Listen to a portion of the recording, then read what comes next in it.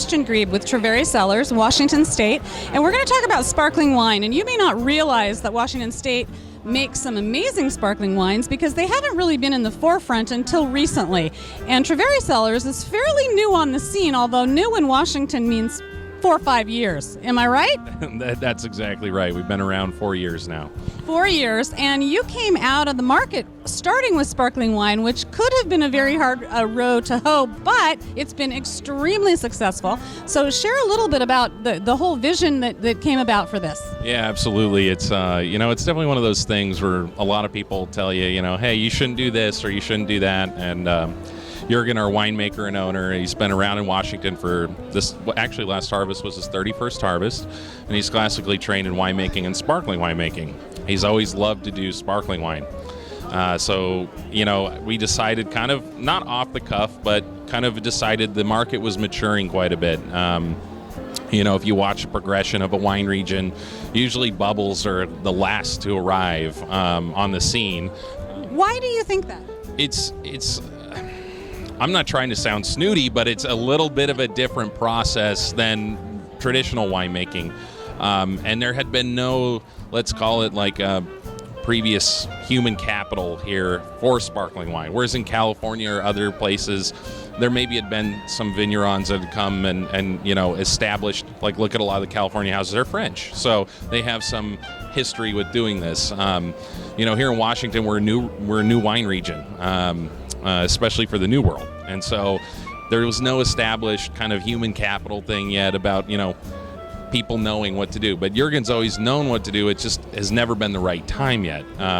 So we decided 4 years ago we wanted to make his passion a reality. And so I urged him. It was a family decision. We kind of urged him and said, hey, why don't you do some bubbles? And he was very receptive to the idea, which was a little shocking. I thought, you got to be mad, thinking, hey, I'm going to do some sparkling wine. So, it's been a fun adventure. Many people have said you're crazy at the start to now this is exciting. We're getting something going.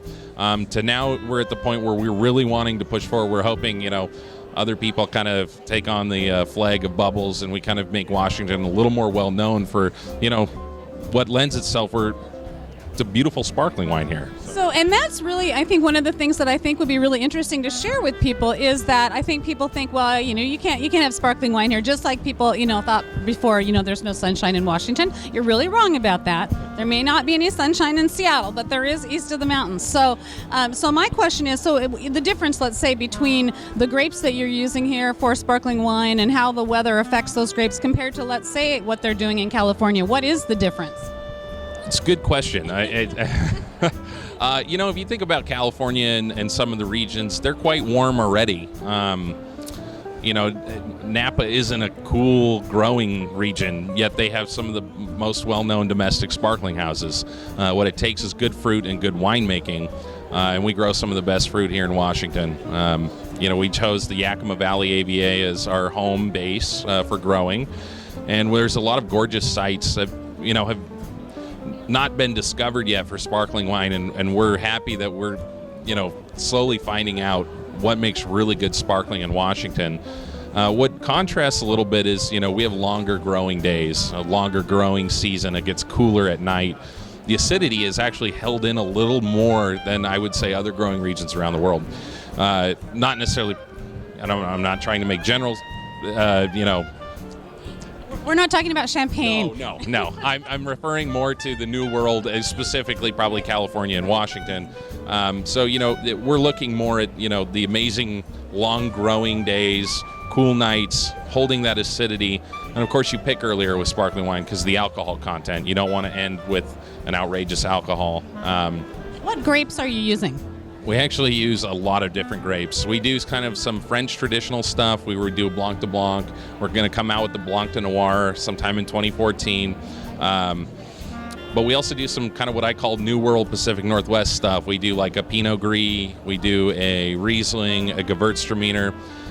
Some of the Germanic varietals are from Jürgen's past in Germany, where they have a very large tradition of sparkling wine as well, but it's with different grapes. It's not Pinot Noir and Chardonnay, it's Riesling and Müller-Thurgau and Gewürztraminer. And are all of these then sparkling? Everything that's coming out of Treveri right now is sparkling? That's correct. We make no still wines. We only do bubbly, 100% Washington, 100% bubbly. And is it true that your wines were poured in the White House? Yes. How many times have you been asked that? Many. We've actually been served on 2 different occasions with the State Department. One was for the holiday receptions at the White House, and one was for what was America's birthday this last year in 2013. Our rosé was served there. So we're actually breaking ground in a lot of areas where Washington, hasn't necessarily been prevalent before. We're kind of changing minds and hearts to thinking Washington is a good region for everything, not just one thing or the other. So it's exciting to see people latch onto it a little bit and say, hey, Washington do bubbly also. This is very exciting. I don't know about you, but I think any time is a good time for a glass of bubbly. So if you're looking for something from Washington State, you want to check out Treveri Cellars. They have phenomenal sparkling wines from many different grape varietals in Washington, and they are forging the way for a new campaign on sparkling wine in Washington State. Thank you so much. Thank you so much, Jamie.